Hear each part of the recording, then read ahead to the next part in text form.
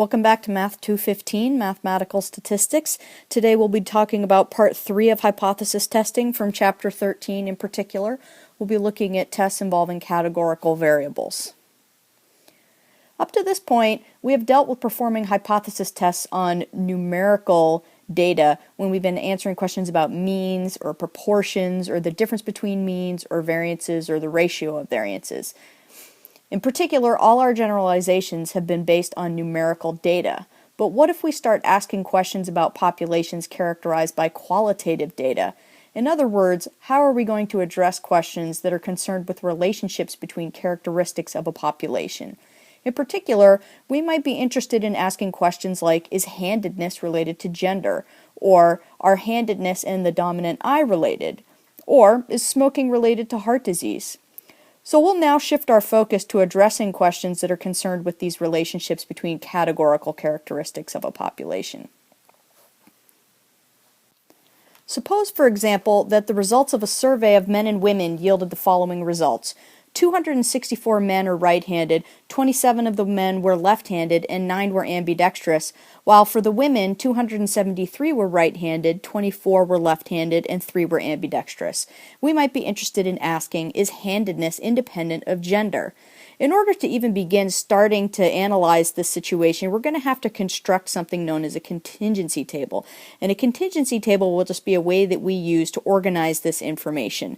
So what we'll do then is we'll start, and across the top we'll make columns that correspond to the 3 categories for handedness, and then we'll set up 2 rows to correspond to the categories of gender that are provided in this example. In particular, we know that there are 264 men that are right-handed, so in that cell in our contingency table that corresponds to male and right-handed, we'll put a 264 in. We continue in this fashion by taking the information provided to us in the paragraph and organizing it into our contingency table. It's fairly straightforward. Let's stop for a minute and think. If handedness and gender are truly independent of each other, then the following must hold. First, the probability that a respondent in our survey is both right-handed and male is going to have to equal the probability that that respondent is right-handed times the probability that the respondent is male. Similarly, the probability that a survey respondent is both right-handed and female will have to equal the probability that the respondent is right-handed times the probability that the respondent is female. We continue in this fashion for each of the 6 cells in our table, and we get the following 6 probability statements that all relate to having independent events. In order for handedness and gender to be truly independent of each other, then all 6 of these equations must hold true. In order to set up the framework for this test for independence, we're going to have to start by looking at some admittedly very fussy notation. In particular, we're going to let theta I dot equal the probability that an observation falls in the ith row. And when I say theta I dot here, that dot is just meant to mean that I'm referring to things in the ith row, but I'm not being concerned so much about which column they're in. It is not a dot meant for multiplication. Similarly, theta dot j is going to be the probability that an observation falls in the jth column. Theta ij will be the probability that that observation is in the ith row in the jth column. R will be the number of rows, and C will be the number of columns in our contingency table. So when we're performing this test for independence, our null hypothesis is going to state that theta ij is going to equal theta I dot times theta dot j. So what does that mean? That means that the probability that an observation is in both the ith row and the jth column is going to equal the probability that the observation falls in the ith row times the probability that the observation also falls in the jth column. And this is going to be true for all values of I from 1 to R and all values of j from 1 to C. So this is the equivalent of that previous slide we had where we had those 6 different probability statements that all related to these independent events.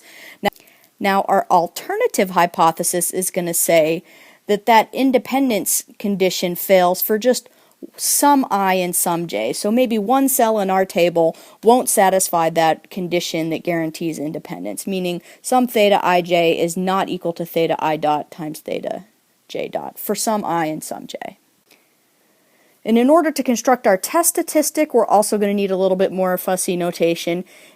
In this case, when we're constructing our test statistic, we're going to be looking at observed frequencies in our table and comparing them with the frequencies that we would have expected under the assumption of the null hypothesis that we have independent random variables. We'll let Fij be the observed frequency in row I in column J. We'll let Fi dot be the row total for the ith row, and we'll let F dot j be the column total for the jth column, and F is going to be the sum of all frequencies. So F here is essentially our grand total. And we're going to estimate those probabilities we defined on the previous slide, theta I dot. That will be estimated with theta I dot hat, which is going to be found by taking the row total for the ith row and dividing by our grand total. Then to get the theta dot j, we'll estimate that using theta dot j hat, in which we will take our column total for the jth column and we will divide by our grand total, which is the sum of all frequencies.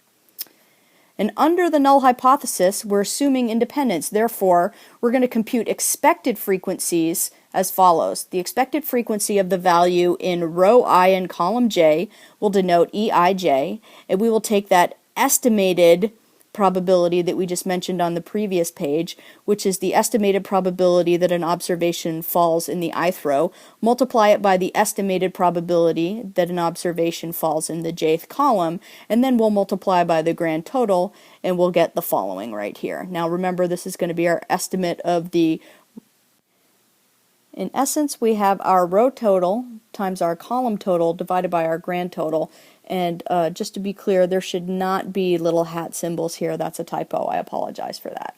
Now, to compute our test statistic, we're going to look at the sum across all cells. We're going to take the observed frequency, subtract the expected frequency, take that deviation and square it, and then divide it by the associated expected frequency. So maybe a shorthand way of writing this might be to say that we're looking at the sum over all cells of the observed minus the expected squared divided by the expected squared. And we're going to sum over all cells, and we'll end up getting a chi-square distributed random variable, and the number of degrees of freedom will be found by taking 1 less than the number of rows and multiplying that by 1 less than the number of columns. It turns out that there's also an equivalent way to define the degrees of freedom, and it's listed on the bottom of page 19 in your book. If you'd like to read that, by all means go ahead. I'm not going to force you to keep track of that particular method for this chi-square test for independence, but we will see that particular equivalent method for computing degrees of freedom pop up again later when we're in section 13.8. The rejection region for this type of test will be a right-tailed region under a chi-square distribution with the degrees of freedom defined as above, and we're going to be obviously chopping off an area equal to alpha in this right tail. So very similar to the way we've done rejection regions for other chi-square tests. Now just a few remarks about this. The particular test statistic that we're generating is only approximated by a chi-square distribution with the degrees of freedom being 1 less than the number of rows times 1 less than the number of columns. Therefore, we should really only perform this test if none of the expected values are less than 5. However, some statisticians would allow that the following assumptions are sufficient if we want to perform this test. Namely, if we have a random sample, if all expected frequencies are at least 1, and if no more than 20% of the expected frequencies are less than 5, then sometimes we'll say that's sufficient in terms of the conditions that are necessary to perform this chi-square test for independence. So let's revisit that example about handedness versus gender. I've got the same contingency table here that we constructed previously. So this is a survey of 600 randomly selected adults regarding handedness. And the question we're interested in is, at the 5% significance level, is there sufficient evidence to suggest that handedness and gender are independent? Now remember, our hypotheses are as follows. The null hypothesis states that theta ij is equal to theta I dot times theta dot j for each I going from 1 to r and each j going from 1 to c. Now remember, what that really means is we're saying that for each cell in this table, the probability that an observation falls in this cell, that's the theta ij, is equal to the probability that an observation falls in the ith row times the probability that it falls in the jth column. In other words, in the language of this question, we're saying that handedness is going to be independent of gender. Whereas the alternative hypothesis would say that one of those probability statements doesn't hold true for some I or some j. So for some cell in the table, if handedness and gender are related, then we would see that the probability that an observation lands in that cell is not equal to the probability that it's in the ith row times the jth column for that particular I and j that fails to satisfy that independence condition. So in order to get started on this, the first thing that we have to do is find expected frequencies. To compute an expected frequency, remember our shorthand notation for that was that our expected frequency is going to equal our row total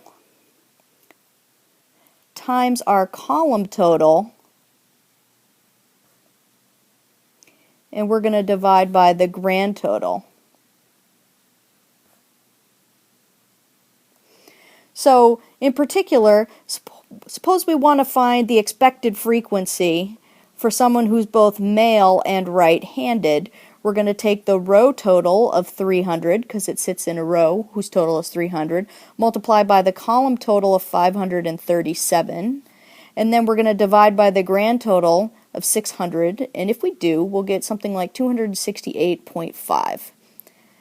Then we continue in that fashion for each of the 6 cells in this table. I'm not concerned with the total columns. I'm only interested in the 6 cells that correspond to the various contingencies that our random variable might take on. The combination of being right-handed and male, left-handed and male, ambidextrous and male, right-handed and female, left-handed and female, and ambidextrous and female.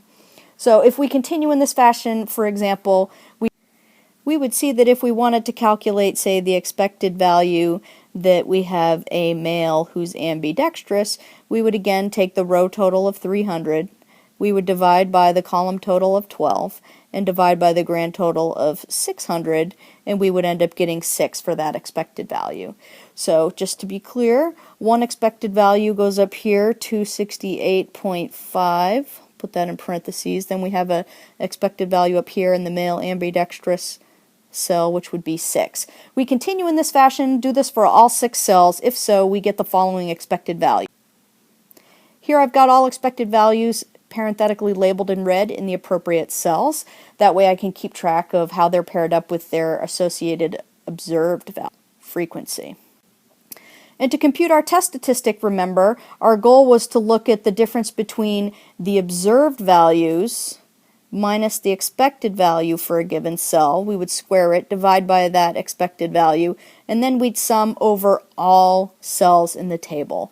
In particular, for the male that's right-handed, there are 264 observed frequencies and 268 expected frequencies. We take their difference, square it, and then divide by that expected frequency. We do that for all 6 cells. We get the expression I've got here. Totaling those all up, we get a test statistic of 3.327.